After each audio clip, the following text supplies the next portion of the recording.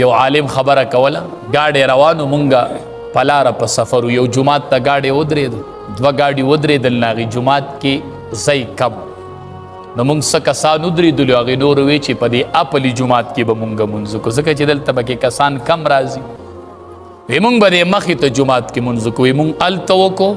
او چې مونږ هغې مخې ته جماعت لتللو نو په لار کې اسټیډنټ شوی او هغه کسان پکې مړه شوي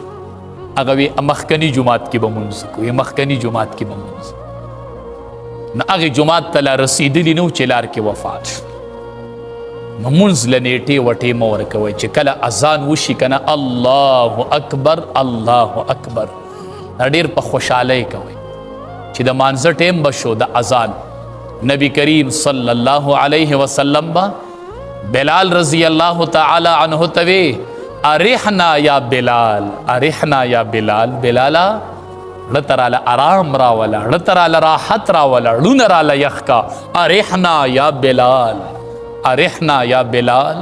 بلال اذان وکا چې ړتم آرام راشي ړتم خوشحالي راشي ړتم سکون راشي نبی علیہ السلام وی زما د سترګو یخوالی په مانځه کې بلال ته به وی ارحنا یا بلال بلال اذان وکا چې ړتم سکون راشي ړتم خوشحالي راشي ړتم اطمینان راشي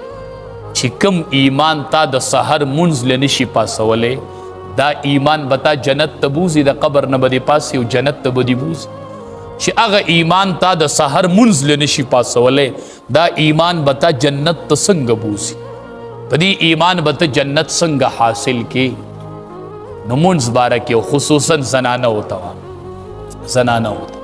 چې کلم اذان وشي او د مانځه وخت داخل شي نیټې وټې مه ورکوه دی اکثر منځ کې ډېر تاخیر کوي ورګه دا کار کوم بیا به منځ وکړم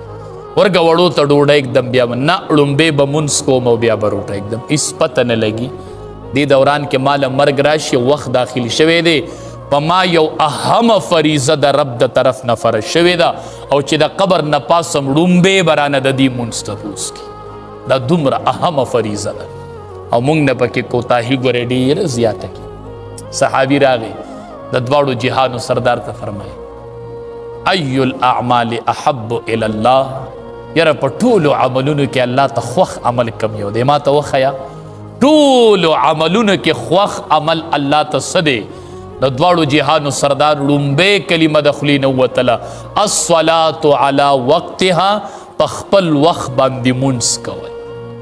په خپل وخت مونځ کول په ټولو عملونو کې الله ته دا خوښ عمل دی مونځ په خپل وخت کول منځ په خپل وخت کول